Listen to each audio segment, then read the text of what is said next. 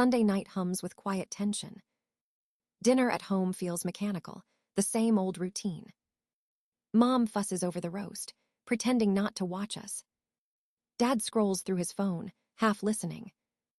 Lan arrives late, glowing like always, stealing the room. I smile and chew my food without tasting it. My mind is already upstairs, planning. After dessert, I excuse myself softly. I'll grab my charger. I lie standing. No one notices. My steps are careful on the wooden stairs. Her room smells like lavender and something sharper. Everything is perfect, curated, controlled. I start with the drawers, nothing unusual. Perfume bottles lined up like soldiers. A photo of us as kids, smiling too wide. Under her bed, I find a box. Inside are ticket stubs, old letters, random trinkets. And my silver bracelet, the one I thought I lost.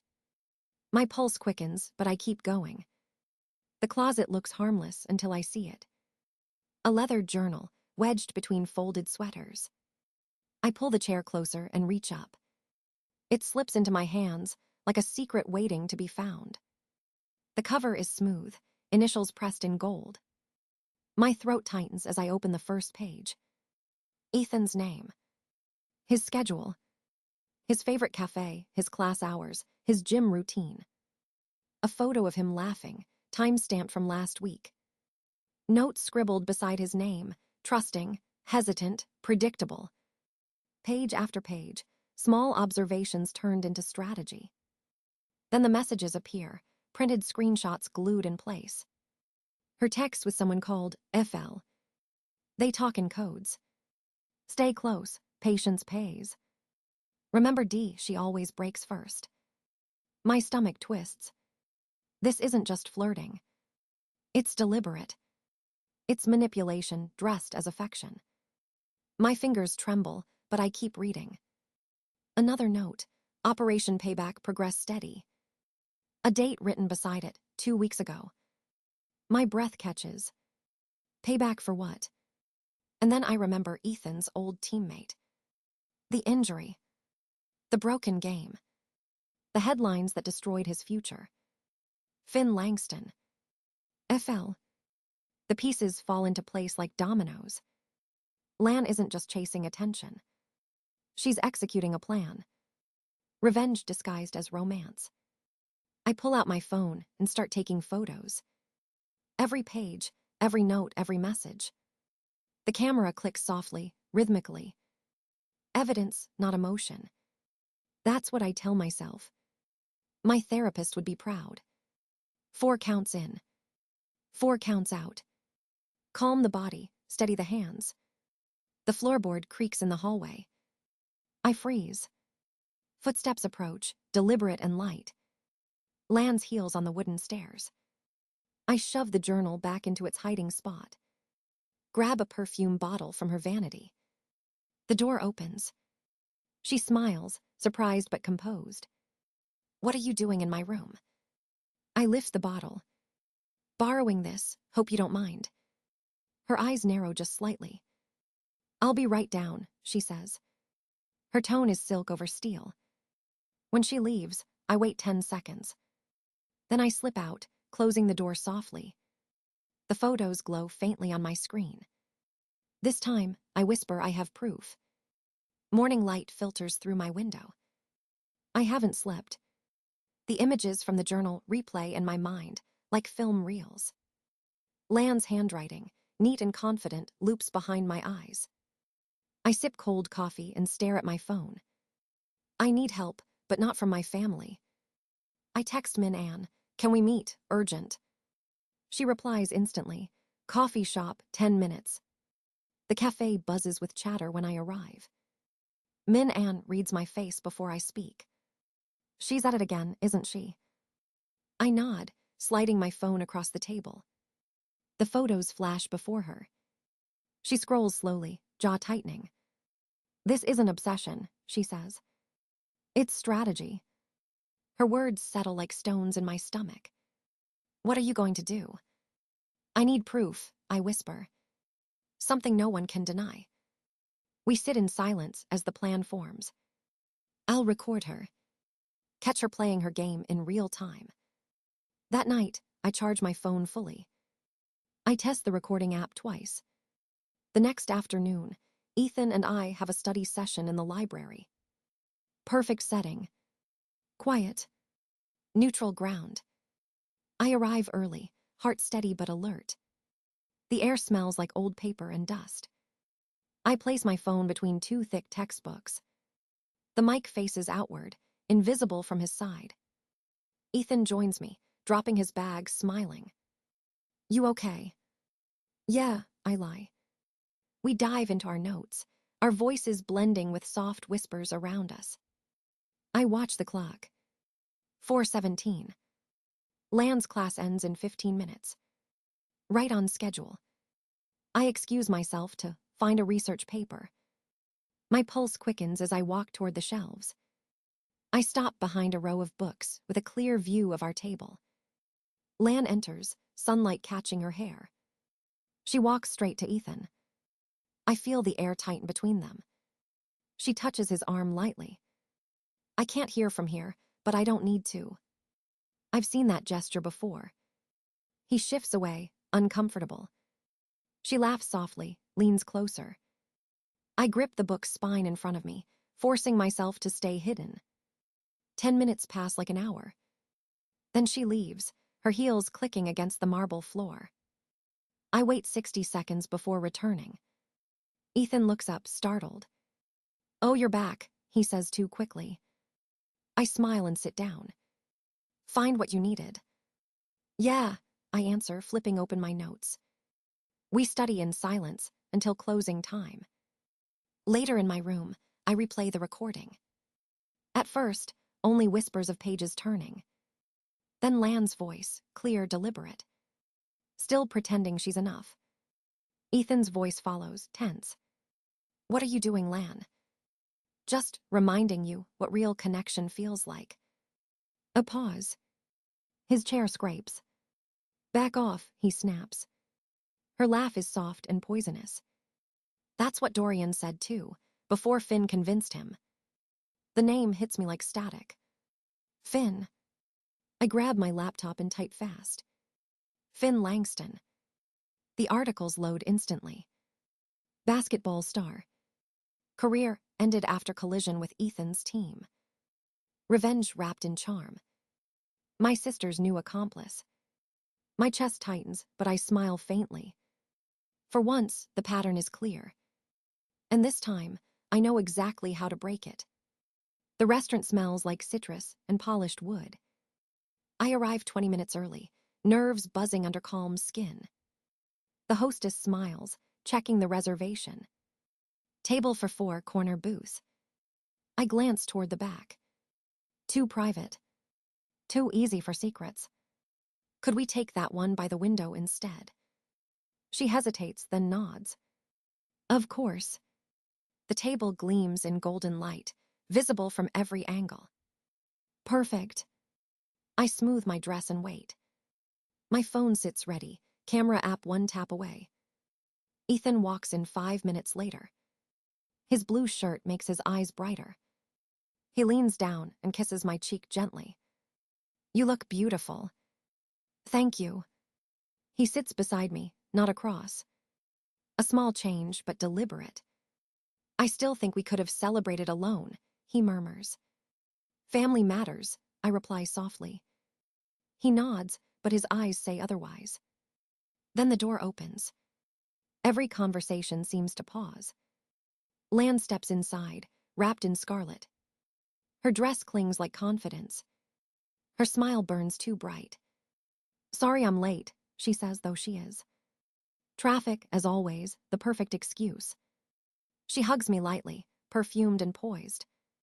Her gaze flicks to Ethan. Congratulations again on the scholarship. He nods stiff.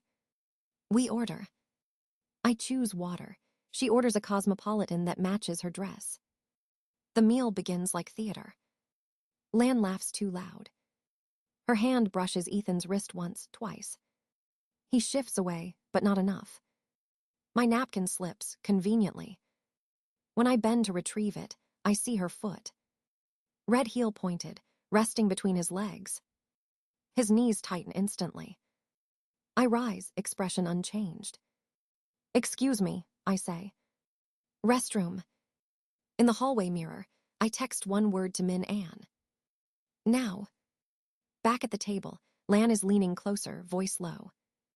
Ethan's eyes flick to me, relief flashing through them. Then the entrance bursts with laughter. Min Ann waves cheerfully. Behind her, 3 of Ethan's teammates. They spot us, feigning surprise. "Hey, what are you guys doing here?" Lan's smile falters, but only for a breath. I answer first. "Celebrating, apparently." Chairs scrape as they pull over another table. The air shifts, lighter now crowded. Lan retreats slightly, hiding her irritation behind her glass. The red heel disappears under her seat. When everyone settles, I lift my glass. "I'd like to make a toast," I say. "To honesty and loyalty." Min Ann hides a grin behind her drink. Ethan meets my gaze and nods. Lan raises her glass last. Her fingers tremble slightly. I continue, calm and steady. "And to my new research project." I pause just long enough. Manipulation in personal relationships. The word lands heavy. Lan freezes. Her drink wobbles, pink liquid sloshing near the rim. For a moment, the mask cracks. Her eyes sharpen, then soften again. "Fascinating topic," she says coolly. "Though perhaps not dinner talk." "On the contrary," I reply, smiling. "I think it fits perfectly." Silence holds for a beat too long. Then someone laughs nervously. Conversation resumes. Lan glances away, but I've already won this round. Her performance faltered. Mine didn't. The cafe hums with late afternoon chatter. I sit near the window, folder on the table. Rebecca arrives exactly on time. Red curls, sharp eyes, the scent of ink and ambition. "You wanted to talk," she says. I nod and slide the folder toward her. "I'm not after gossip," I begin. "I'm after truth." She opens it slowly. Photos, screenshots, handwritten notes spill across the surface. Her eyebrows lift as she scans each page. "This is serious," she murmurs. "She's your sister." "Yes," I say. "And this time I'm ending it." Rebecca closes the folder, gaze steady. "What do you want from me?" "Just presents," I answer. "No story yet, not until the rooftop." She tilts her head. "The party." "Saturday, sunset." "I'll be there," she says finally. I nod, relief thin as glass. That night, I plan every detail. Angles. Timing. Witnesses. No second chances. When Saturday comes, the sky glows gold. Music hums low, strings of lights shimmer. I stand near the refreshment table, pretending to sip. Ethan joins me, his jaw tense. "She's here," he says quietly. I turn my head slightly. Lan walks in wearing pale blue, sunlight clinging to her skin. Her smile is effortless, familiar. I feel the shift in the air. "Talk to me about our research plans," I say, loud enough for nearby ears. He catches on instantly. We talk about conferences, future goals, projects. It sounds natural. It sounds real. Lan moves closer, weaving through the crowd. Her steps confident, calculated. "Ethan," she calls, voice soft. "Can we talk privately?" He stiffens. "Anything you need to say can be said here." Her face flickers, frustration disguised as charm. "It's important," she insists. Before he can refuse, she leans in. Her hands on his chest. Then she kisses him. Gasps ripple through the crowd. Phones rise instantly, flashes cutting the air. Ethan pushes her back. "What the hell is wrong with you?" Lan blinks, confusion and panic blending on her face. I step forward, voice clear. "Stop." The music dies. All eyes are on us. Lan's lips part, trembling slightly. You planned this, she breathes. I hold her gaze, calm and steady. No, I say. You did. I just made sure people were watching this time. Silence. Her mask crumbles. Every fake smile, every whispered lie collapses in on itself. Rebecca stands near the DJ table, phone raised, recording. Two of her staff catch different angles. The truth unfolds in real time. Lan steps back, eyes glistening but cold. You think this fixes everything. It's not about fixing, I answer. It's about seeing. She turns and leaves, heels echoing on the rooftop tiles. The crowd murmurs. Someone claps once awkwardly. Then the music returns, softer now. Ethan exhales beside me. I look up at the darkening sky. For the first time in years, I can finally breathe. 3 days later, I walk into the dean's office. The folder under my arm feels heavier than its weight. Photos, messages, witness reports, every piece organized. Dean Reeves greets me with polite formality. Miss Hartwell, please sit. Her office smells of coffee and old paper. I hand her the folder without a word. She flips through the pages slowly, carefully. Her expression shifts from curiosity to concern. I've reviewed most of this, she says finally. Your sister's actions breach our conduct policy. I nod, my hands folded tightly in my lap. She's been suspended pending investigation. The words hit like a quiet bell. Not satisfaction, just confirmation. Something inside me loosens, fragile but real. Her voice softens. This must have been difficult. It was necessary, I answer. She nods once. Your composure speaks volumes. Outside, the hallway feels brighter. My footsteps echo softly against the tile. I pass a bulletin board filled with student photos. Smiling faces, simple moments. I wonder how many of them hide stories like mine. Back in my dorm, I sit at my desk. The silence hums around me. I pull out a blank sheet of paper. Mom, I write at the top. The words come slow, deliberate. I choose peace over pretense. For years, I've smiled for pictures while bleeding underneath. I'm not cutting ties. I'm drawing boundaries. Your daughter, Iris. I sign it and fold it carefully. Later that night, my phone rings. Dad's name flashes on the screen. For a moment, I hesitate. Then I answer. His voice cracks. I should have seen it sooner. I'm sorry, Iris. The apology lands softly, fragile but sincere. We talk for nearly an hour. No yelling. Just truth. When the call ends, I sit in silence again.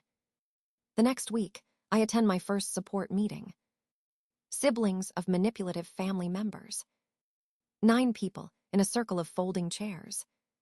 Different faces, same stories. I listen more than I speak. When it's my turn, my voice trembles. My sister taught me how control can wear a smile.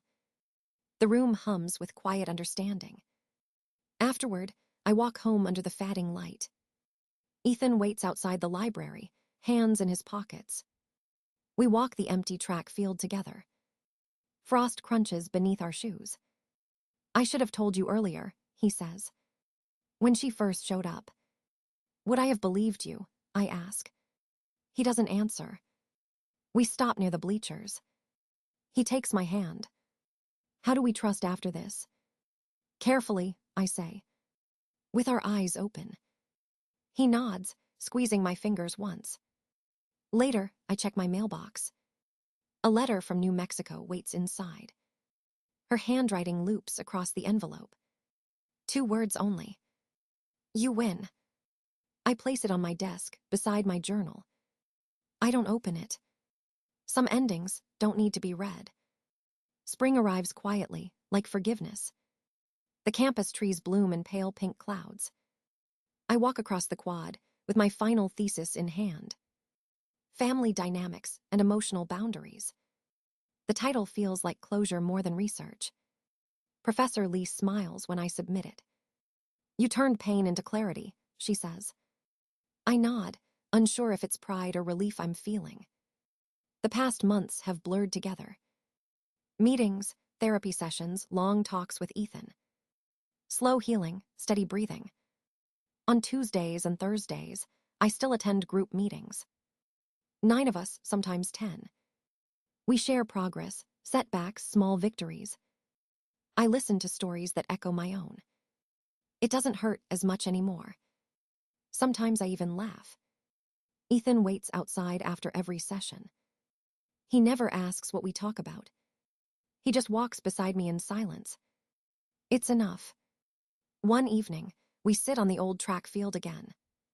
The air smells like rain and new beginnings. He looks at me, eyes clear, steady. Do you ever miss her? He asks. I think before answering. Sometimes, I admit. Missing someone doesn't mean wanting them back. He nods slowly. We watch the lights flicker across the stadium. The world feels balanced for once. Weeks later, graduation day arrives. The ceremony unfolds under a wide blue sky. I wear the psychology honor medal around my neck. Its weight feels earned. Ethan cheers when my name is called. My parents sit a few rows apart, not fighting, not smiling. Just present. The chair beside them remains empty. I notice, but it doesn't break me. After the ceremony, people gather for photos. Someone mentions my story in passing. The Hartwell sister, who exposed the manipulation thing. They say it like legend, not wound. I smile politely and move on. That night, my dorm is quiet. The boxes are packed, the room half empty. On my desk, the unopened letter still waits.